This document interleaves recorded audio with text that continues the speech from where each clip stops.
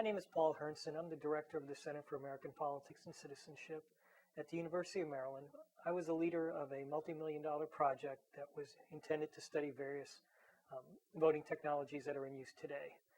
And so when people went through this exercise, they voted on the 6 voting systems.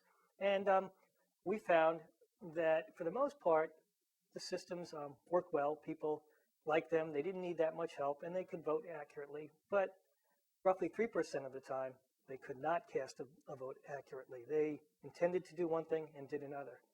3% wrong, that's a great grade for a college exam. It's a disaster in a close election.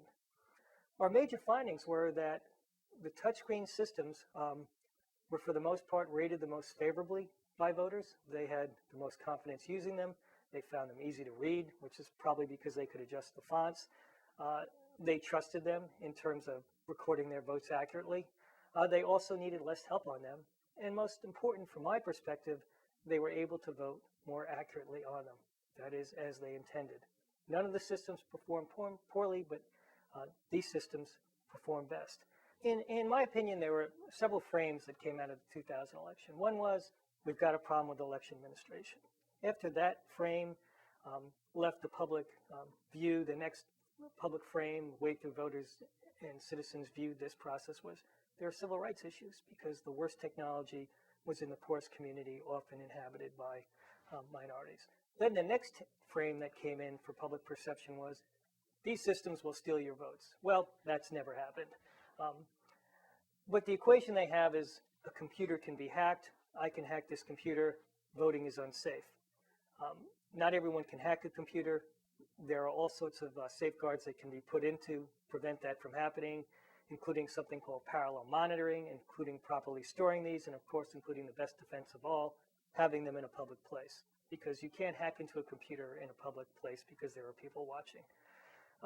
So the argument, computers can be hacked, we can't trust them, and paper is the answer, is problematic, especially for anyone who knows anything about the history of voting in the United States.